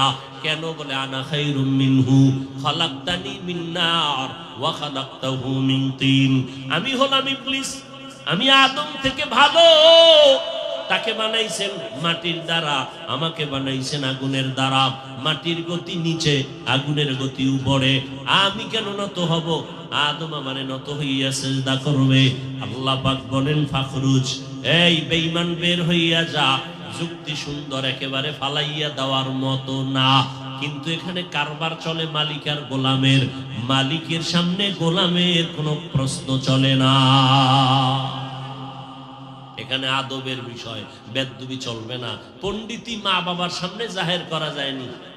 আমারে সবাই মাওলানা কয়, হুজুর কয়। এখন আমি যদি মায়ের সামনে লয়ে বাপ দইরা বয়ে থাকি, মাও আমারে হুজুর কইব, চলবে? লিকুল্লি শাইইন জিনাতুন ফিল ওয়ারা ওয়া জিনাতুল মারই তামামিল আদাবি আজ খুদা খা হিমে তৌফিকে আদব বে আদব মাহরুমে গাশত আজ ফজলে রব। খারাপ লাগে? আর একটু সামনে আগাবো? আল্লাহ সবাইকে কবুল করে। আল্লাহ তাআলা প্রমাণ করতে চাইলেন মাটির সৃষ্টি হলো শ্রেষ্ঠ। এই মাটির মানুষ, মিনহা খালাকনাকুম, তোমাদেরকে আমি মাটির থেকে বানাইছি। মাটি থাকে পায়ের নিচে, উপরে মারলে নিচে চলে যায়, কিন্তু সম্মান তোমার নিচে না। সম্মান আমি দিলাম সব মাখলুকাতের উপরে। তোমার মতো সম্মানী আর কেউ নাই। জমিনে কোনো প্রাণী তোমাদের মতো সম্মানিত কেউ নাই। ওয়ালাকাদ কাররামনা বনি আদম ওয়া হামালনাহুম ফিল বাররি ওয়াল বাহরি ওয়া রাযাকনাহুম মিনাত তাইয়্যিবাত ওয়া ফাদ্দালনাহুম আলা কাসীরিন মিম্মান খালাকনা তাফদীলা। বনি আদম বড় দামি। আল্লাহ তাআলা এত সম্মান দান করেছেন, জমিনে চলার ব্যবস্থা করেছেন, পানির মধ্যে চলার উত্তম ব্যবস্থা করেছেন। আল্লাহ তাআলা মানুষের জন্য উত্তম খানার আয়োজন করেছেন। আবার এই মানুষ সবার শ্রেষ্ঠ, আবার মানুষের মধ্যে পরস্পরে একে অন্যের তুলনায় শ্রেষ্ঠ। যেমন সমস্ত মাখলুকাতের মধ্যে জিন ফেরেশতার ভিতরে মানুষ হলো শ্রেষ্ঠ। আবার এই মানুষের মধ্যে যারা ঈমানওয়ালা তারা আরো শ্রেষ্ঠ। ঈমানওয়ালাদের ভিতরে সর্বপ্রথম শ্রেষ্ঠ আম্বিয়ায়ে কেরাম, তারপরে সাহাবায়ে কেরাম, আর সমস্ত নবীর উম্মতের মধ্যে আখিরি নবীর উম্মত আমরা হলাম শ্রেষ্ঠ। আবার এই নবীর উম্মতের ভিতরে যারা কোরআনওয়ালা, ইলমওয়ালা, আমলওয়ালা, ইখলাসওয়ালা তারা হলো আল্লাহর আদালতে আরো শ্রেষ্ঠ। ওয়া ফাদ্দালনাহুম আলা কাসীরিম মিম্মান খালাকনা তাফদীলা। এই মানুষকে আল্লাহ সর্বোচ্চ সম্মান দান করেছেন। সৃষ্টির শ্রেষ্ঠ, আমাদের মতো দামি আর কোনো প্রাণী নাই। আচ্ছা, আমাদের এত সম্মান কেন? আমাদের শক্তি বেশি না? আমাদের চেহারা সুন্দর, আমাকে এত শ্রেষ্ঠত্বের কারণ কি? আমরা বেশি বেশি আল্লাহর জিকির করি, এই জন্য। শক্তির বিষয় আমাদের শ্রেষ্ঠত্ব না, কারণ তুলনামূলক একটা মশা আমাদের থেকে অনেক পাওয়ার লয়া চলে। আমরা সংসদ ভবনে ঢুকতে টিকিট লাগেনি, মশার লাগেনি? লাগে? লাগে না। মশা যদি মেজাজ গরম করে, বনি আদম আরামে ঘুমাইতে পারবে না। এরে আল্লাহর গোলাম, একটা গরুর মধ্যে কি পরিমাণ শক্তি! একটা লাথি মারলে কোন আদম সন্তান গরুর দুধ দহন করে ঘরে নিতে পারবে না। একটা বাঘ যদি মেজাজ গরম করে, এলাকায় কাউকে ঘুমাইতে দিবে না, বানর ঘুমাইতে দিবে না। একটা হাতি যদি মেজাজ গরম করে, পুরো বাজারটা তছনছ করে ফেলবে 1 ঘন্টার ভেতরে। ও আল্লাহর বান্দারা, শক্তির বেলায় আল্লাহ আমাদের শ্রেষ্ঠত্ব বানান নাই। আমরা বেশি খাইতে পারি, এই জন্য আমরা শ্রেষ্ঠত্ব না। না রে বান্দা না, আগের দিনও তো কিছু মানুষ খাইতে পারতো, 10 জনের খানা একজনে খাইতো, আর এখন একজনের খানা ভাগ করে 10 জনে খায়। আগে 10টা পেয়ারা খাইতাম, জিহ্বায় লাগে না, আর এখন একটা পেয়ারা একজনে খাওয়া যায় না। নাই এরকম বড় পেয়ারা? এরে আল্লাহর বান্দা, খানার দিক থেকেও আমরা অনেক দুর্বল। আল্লাহ তাআলা বলেন, ওয়া খুলিকাল ইনসানু যায়ীফা। এই তোমার শক্তি মানে তুমি হলা সৃষ্টির মধ্যে চূড়ান্ত দুর্বল। তোমার মতো দুর্বল আর কেউ নেই। আছে? পিপিলিকার কাছেও আমরা দুর্বল, মশার কাছেও আমরা দুর্বল, সব মাখলুকাতের কাছে আমরা দুর্বল। এরে আল্লাহর গোলাম, আমরা বেশি বেশি বেশি বেশি আল্লাহর জিকির করি, আল্লাহর গুণগান গাই, এই জন্য আমরা শ্রেষ্ঠ না। এই জন্যই যদি শ্রেষ্ঠ হয়, তাহলে শ্রেষ্ঠ হওয়া দরকার ফেরেশতা। কারণ ফেরেশতারা একটা মুহূর্তের জন্য আল্লাহর বদনাম করে না, অল টাইম তারা আল্লাহর গুণগান করে, এই জন্য তারা শ্রেষ্ঠ। আসলে আল্লাহর গুণগানের কারণে আমাদের শ্রেষ্ঠত্ব না। এরে আল্লাহর বান্দা, ভালো করে বুঝো, মানুষের মধ্যে আলাদা একটা গুণ আল্লাহ দিয়েছেন। এই গুণটা ফেরেশতাদের মধ্যে নাই, এই গুণটা জিনের মধ্যে নাই, এই গুণটা পশুর মধ্যে নাই। ওয়াশ-শামসি ওয়া দুহাহা ওয়াল কমারি ইযা তালাহা ওয়ান নাহারি ইযা জাল্লাহা ওয়াল লাইলি ইযা ইয়াগশাহা ওয়াস সামাই ওয়া মা বানাহা ওয়াল আরদি ওয়া মা তাহাহা ওয়া নাফসিন ওয়া মা সাওয়াহা ওয়াল আরদি ওয়া মা তাহাহা ওয়া নাফসিন ওয়া মা সাওয়াহা ফাআলহামাহা ফুজুরাহা ওয়া তাকওয়াহা। আল্লাহ তাআলা 9টার মতো জিনিসের কসম খাইয়া বলেন, মানুষের মধ্যে এমন একটা গুণ আমি আল্লাহ দিয়েছি, এই গুণটা ফেরেশতার মধ্যে দেই নাই, এই গুণটা জিনের মধ্যে দেই নাই। ফাআলহামাহা ফুজুরাহা ওয়া তাকওয়াহা। মানুষের মধ্যে এমন একটা ইচ্ছা শক্তি আমি দান করছি, মন চাইলে বান্দা মসজিদেও ঢুকতে পারবে, মন চাইলে মন্দিরেও ঢুকতে পারবে, মন চাইলে বান্দা মদের বোতল নিয়েও চলতে পারবে, মন চাইলে বান্দা মদের বোতল ফালায় দিতে পারবে, মন চাইলে বান্দা মদিনার টুপি লাগাইতে পারবে, মন চাইলে বান্দা খ্রিস্টানদের ক্যাপ লাগাইতে পারবে। মানুষের মধ্যে এমন একটা শক্তি, ইচ্ছা শক্তি আল্লাহ দিছেন, কিন্তু ফেরেশতারা চাইলে পারবে না। ওদের মধ্যে গুনাহ করার কোনো আকর্ষণ নাই। মানুষ যদি চায় বেপরদায় চলতে পারবে, মানুষ যদি চায় পর্দা রক্ষা করিয়াও চলতে পারবে। তবে এটার মধ্যে কিন্তু একটা মজা আছে। ওই যে বেপরদার মধ্যে একটা আলাদা মজা, কিন্তু মজার পরে একটা আছে সাজা। এই সাজার মজাটা পশুতেও বুঝে। মজাটা কথা কয় না, পশু বুঝে না গুনার মজা। গুনার মজা, জেনার মজা পশুতেও বুঝে, মানুষেও বুঝে। এরপরও তো পশুর সমান হয়ে গেল, কয় না পশু শুধু মজা বুঝে, সাজা বুঝে না। সাজা বুঝে না, মানুষ কিন্তু সাজাও বুঝে। এই সাজা বুঝার পর যেই বান্দা আল্লাহর আদালতে সাজার ভয়, গুনার মজা থেকে নিজেকে বাঁচাইয়া রাখবে, এই বান্দার সম্মান ফেরেশতাদের উপরে আল্লাহ দিয়ে দিবেন। এরে আল্লাহর বান্দা, এই জন্য আল্লাহ পাক রব্বুল আলামিন মানুষকে শ্রেষ্ঠ মর্যাদা দিয়েছেন। মিনহা খালাকনাকুম, এই শব্দ থেকে 1 নাম্বার সবক নাও। তোমার সম্মান আল্লাহ মাটির নিচে রাখে নাই, অনেক উপরে। এখান থেকে আরেকটা সবক নিয়ে বাড়িতে যাও। মিনহা খালাকনাকুম, এই মাটির মানুষ, তুমি মাটির মানুষ হইয়া থাকা উচিত ছিল নরম, কিন্তু তোমার ভিতরে গরম গরম ভাব। কিসের গরম এত? কথায় গরম, কাজের মধ্যে গরম, হাঁটার মধ্যে গরম, ধমকের ভিতরে গরম। এত গরম গরম ভাব কেন? কয় গরমের পিছনে কিছু পুঁজি আছে। কি আছে? হাতি চলতেছে রাস্তা দিয়া, তো একটা ব্যাং চিনেননি? ব্যাং হাতিরে লাথি মেরে। কে লাথি মেরে? ব্যাং। তদন্ত করে দেখলো এই ব্যাঙের ভিতরে এত পাওয়ার কেন? হাতিরে লাথি মেরে। খুঁজা টুজা বের করে দেখে ব্যাঙের পাশার ভিতরে আইয়ুব খানের পয়সা লাগানো। এখন কোন কপাল পরা যদি আবার প্রশ্ন করিয়েই ফেলা হাফিজ ভাইরা কোরআন শরীফের কত নাম্বার আয়াতে আছে, এরকম বেয়াদব আছে, এরকম মূর্খ কিছু আছে।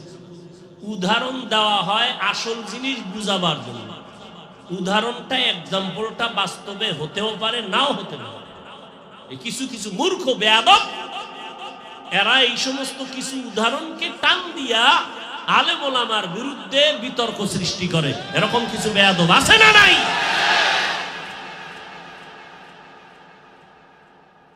কোন এক আল্লাহর ওলি বয়ান করে বলছেন কিয়ামতের ময়দানে রশিদ আহমদ গাঙ্গুহি, হাজী ইমদাদুল্লাহ মুহাজির মক্কি জাহাজ নিয়ে উঠবেন। কি নিয়ে উঠবেন? তার মানে কি দুনিয়ার জাহাজ। কত বড় মূর্খ, কত বড় দুশ্মন হইলে এটা নিয়ে ট্রোল করে, এটা নিয়ে আলেমের ইজ্জত নষ্ট করে। কত বড় অন্তর পচা। আল্লাহ হেদায়াত দান করে। ভাইরা আমার, কোন কথা জানি বুঝাইতে চাইছিলাম। পাওয়ার পাওয়ার মানুষের এত গরম কেন? ব্যাঙের গরম কেন? পিছনে পাওয়ার আছে না নাই? মানুষ তুই মাটির সৃষ্টি, মাটির মধ্যে একটা গুণ আছে নরম। মাটির সাথে যত বেঈমানি করে, মাটি কারোর সাথে গাদ্দারি করে না, গরম দেখায় না। মাটির উপরে বৈশা জিনা করেছো, চাইলে মাটি তোরে ধইরা ফালাইতে পারতো, আর চলতে পারতি না। মাটি কিন্তু কিছু বলে না, ঠান্ডা। মাটির মানুষ তোমার মধ্যে নরম ভাব নিয়ে আসো। খালি গরম কয়, এত গরম কেন? কয় পিছনে পাওয়ার। কয় কি পাওয়ার? কয় ক্ষমতার চেয়ার। আর একজন আর ক্ষমতা নাই, সেও পাওয়ার দেখায়। কয় তোমার পাওয়ার কি? কয় আমি শিক্ষিত, এর একটা পাওয়ার আছে না। আর একজনে শিক্ষিত না, সে শুধু পাওয়ার দেখায়। কয় তোমার পাওয়ারের পেছনে পাওয়ার কি? এত গরম দেখাও কেন? বলে আমার পেছনে পাওয়ার হলো আমার আমল বেশি, আমি তাহাজ্জুদ পড়ি। আমলের কিন্তু একটা গরম আছে, আছে না নাই? অনেক গরম। আর একটা ফকির নির্ভোলা, এর শিক্ষা নাই, দীক্ষা নাই, আমল নাই, পাওয়ার নাই, কোনো ক্ষমতা নাই, কিচ্ছু নেই। এও লাফায়, কি তোর পাওয়ার কি? আমার বংশগত রক্তের গরম। কিসের গরম? রক্তের গরম। আরে গরমওয়ালারা তুমি কত গরম?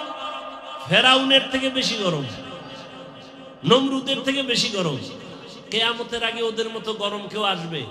কোটি টাকার মালিক দেখো, অভাব হয় না দূর। গরিব ঘুমায় আরাম করে, মনটা বাহাদুর। ফেরাউনের লাশটা দেখো মিশর জাদু ঘরে, খায় না মাটি, পোকা মাছি সবাই ঘৃণা করে। হৃদয়ে থাকিবে যার নম্রতা সদা, রহমত আসিবে সেথা প্রভুর ওয়াদা। বড়র বড়াই থাকলে দিলে রহমত আসবে না, নিজেকে নিজে ছোট মনে করিও সদা। উঁচু জমিন থেকে পানি নিচু জমিনে যায়, তেমনি খোদার রহমত আসে নম্রতার হৃদয়। ভোগবিলাসের বাড়ি গাড়ি পরে রবে সব, থাকতে সময় স্মরণ করো আল্লাহ আমার রব। থাকতে সময় স্মরণ করো আল্লাহ আমার রব। আমার রবকে ইন্নাল্লাযীনা ক্বালু রাব্বুনাল্লাহু সুম্মা ইসতাকামু ফালা খাউফুন আলাইহিম ওয়ালা হুম ইয়াহজানুন।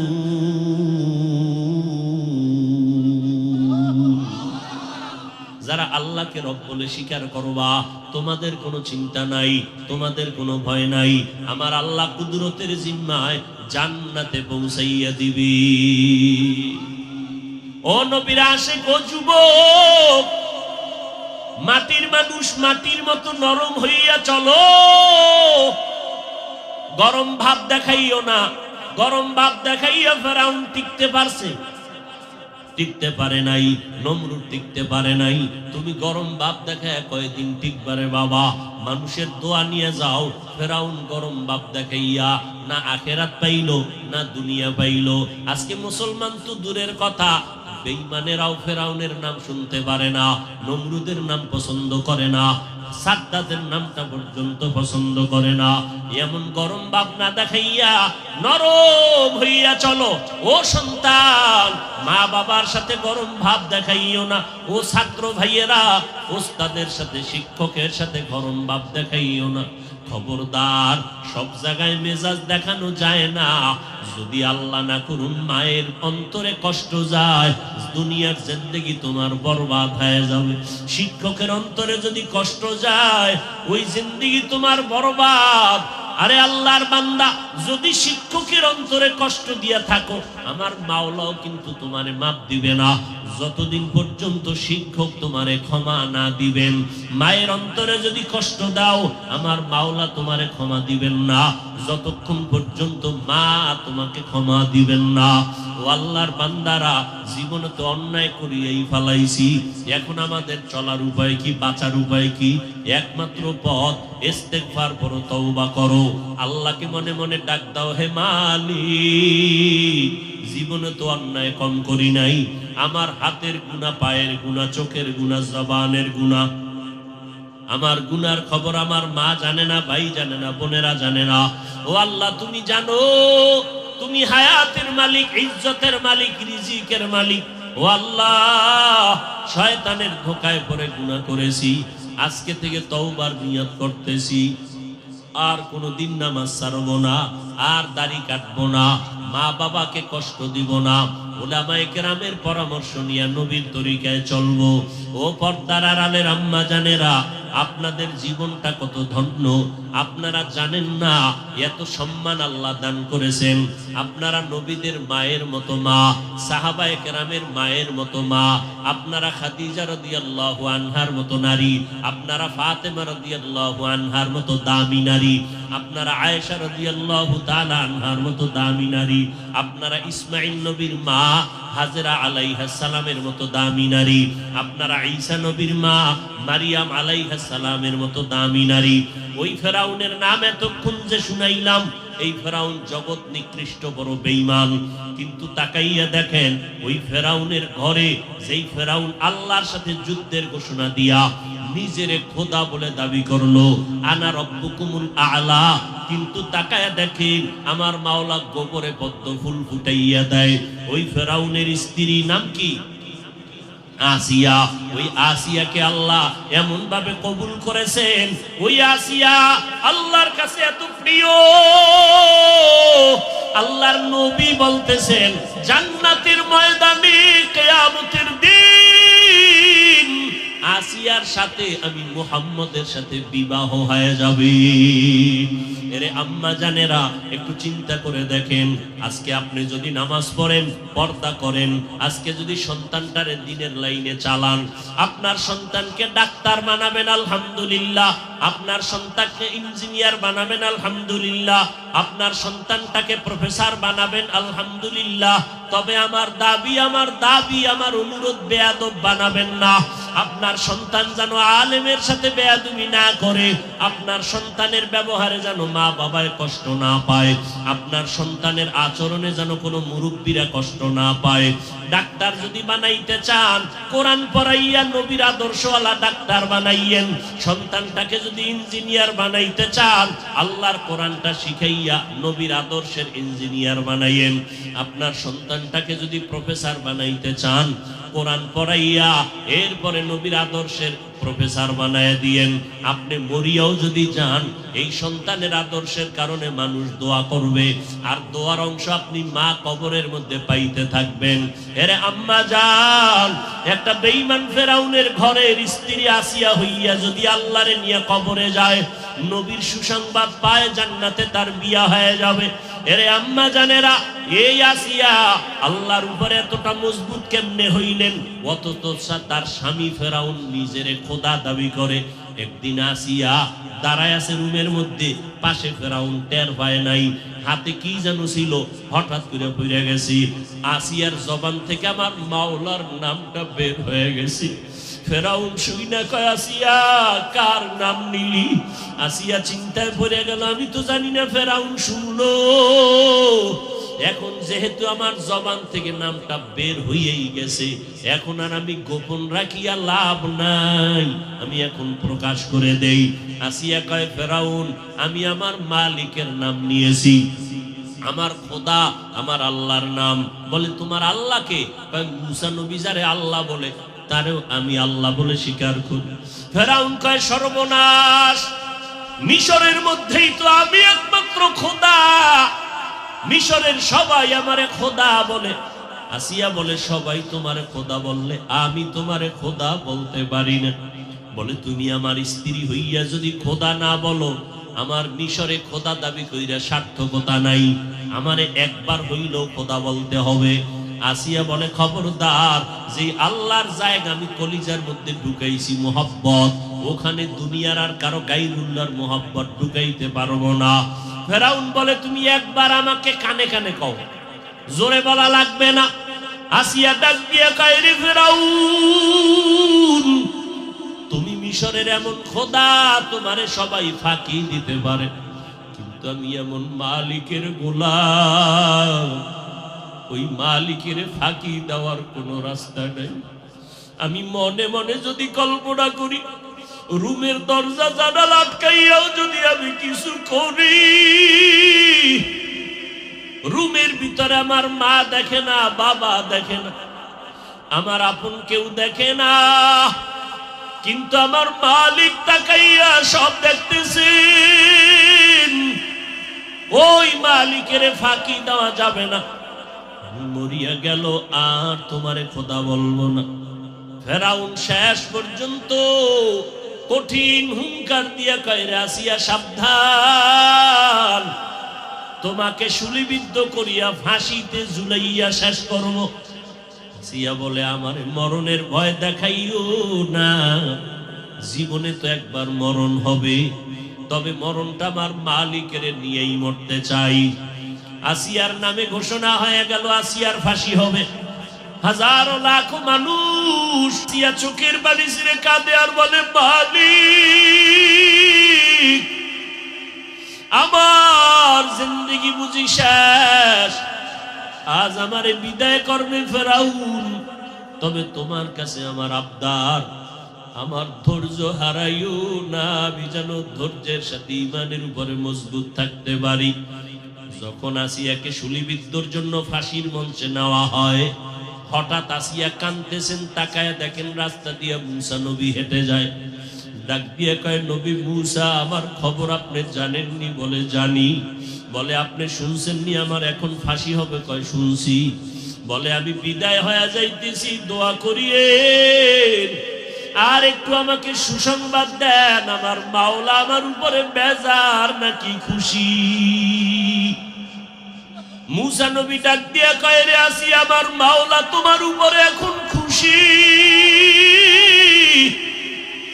আসিয়া আসমানের দিয়ে তাকাইয়া কয়, ক্বালা রাব্বি ইবনিলি ইনদাকা বাইতান ফিল জান্নাহ।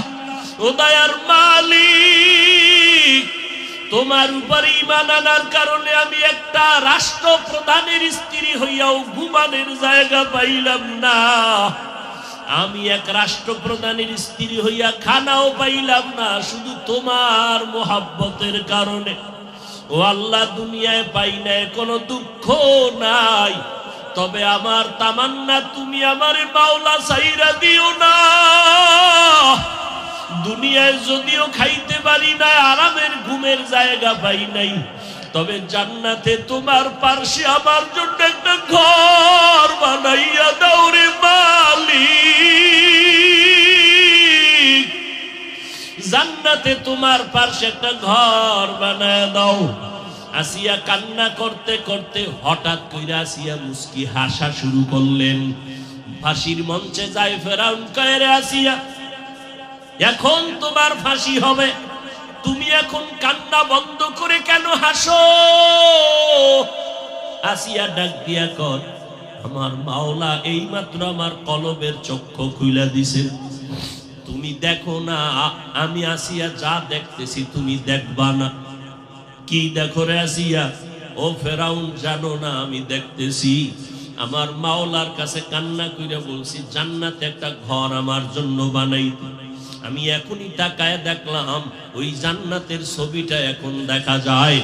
আসমানের মধ্যে লক্ষ লক্ষ ফেরেশতারা আমার অপেক্ষায় আছে, আমার রূহটা জান্নাতে নিয়ে যাবে। তাড়াতাড়ি আমাকে ফাঁসি দাও, আমি আমার মালিকের মোলাকাতে হাজির হয়ে যাব। ও পর্দার আড়ালের আম্মা জান, আপনাদের মনটা কি চায় না একটু ভালো সন্তানের মা হইয়া কবরে যাবেন, স্বামীর মাল হেফাজত করবেন? আপনাদের মতো কত মহিলা আছে এখনো নামাজ ছাড়ে না, স্বামীর মাল নষ্ট করে না। স্বামীর মাল এটা স্বামীর না, স্বামী মরিয়া গেলে তো সব আপনার হয়ে যাবে। অতএব আপনি কেন ওই মাল নষ্ট করবেন? আপনার সন্তানটাকে আদর্শ মানুষ বানাবেন। আপনার সন্তানের আচরণে যেন এলাকার কেউ কষ্ট না পায়, কষ্ট পাইলে বরদোয়া করবে, আপনিও কিন্তু তার গালির অংশ হিসাবে আপনার গায়ে চলে আসবে। অতএব আল্লাহর কাছে নামাজ পড়িয়া দোয়া করবেন, আল্লাহর কাছে কাঁদবেন আর দোয়া করবেন, আল্লাহ তুমি আমার মাওলা, তুমি আমাকে আসিয়ার মতো ঈমানওয়ালা বানায় দাও, ফাতেমা রাদিয়াল্লাহু আনহার মতো ঈমানদার বানায় দাও। স্বামীর মাল হেফাজত করার তৌফিক চাইবেন, সন্তানটাকে আদর্শওয়ালা বানানোর দোয়া করবেন। নিজের চরিত্র নিজের সতীত্ব নষ্ট করবেন না। আপনি যদি করেন এই আসর, এই অ্যাকশন কিন্তু আপনার সন্তানের মধ্যে গিয়া লাগবে। দেখবেন কিছুদিন পর আপনার সন্তানও খারাপের দিকে যাইতেছে। অতএব পিছনের গুনাহ থেকে তওবা করেন। জীবনে আর নামাজ ছাড়বো না, বেপরদায় চলবো না। ও যুবকেরা, আল্লাহর কাছে তওবা করো। জীবনে আর দাড়ি কাটবা না, নামাজ ছাড়বা না, বেপরদায় চলবা না, মা বাবার সাথে বেয়াদবি করবা না, দোয়া নিয়ে চলবা, নবীর তরিকা মানিয়া চলবা, ওলামায়ে কেরামের পরামর্শ নিয়ে চলবা। আর কোনোদিন জবানের দ্বারা, চোখের দ্বারা, হাতের দ্বারা কোনো গুনাহ করবা না। তওবার জন্য যদি অন্তর তৈরি হয়, খাঁটি তওবার নিয়ত থাকলে দুটো হাত আমার মাওলাকে দেখাইয়া দাও। আয় আল্লাহ, হাতগুলো কবুল করে নেন, তওবা কবুল করে নেন, তওবার উপরে মজবুত হইয়া চলার মতো তৌফিক দান করেন, আমিন। আলহামদুলিল্লাহি রাব্বিল আলামিন, ওয়াসসালাতু ওয়াসসালামু আলা সাইয়্যিদিল আমবিয়াই ওয়াল মুরসালিন ওয়া আলা আলিহি ওয়া আসহাবিহি আজমাইন। ইয়া আরহামার রাহিমিন, ইয়া আরহামার রাহিমিন, ইয়া আরহামার রাহিমিন। রব্বিরহামহুমা কামা রাব্বায়ানি সগীরা। আল্লাহুম্মা ইন্নাকা আফুউন কারীম তুহিব্বুল আফওয়া ফা'ফু আন্না। আল্লাহুম্মা ইন্না নাসআলুকা রিযাকা ওয়াল জান্নাহ ওয়া নাউযু বিকা মিন সাখাতিকা ওয়ান নার। ও দয়ার মালিক, গুনাহের বোঝা নিয়ে আপনার দরওয়াজায় হাজির হয়েছি। আয় আল্লাহ, কত উলামায়ে কেরাম, কত মুরব্বী, কত ব্যবসায়ী, চাকরিজীবী, কত যুবক, কত ছাত্র ভাই, পর্দার আড়ালে কত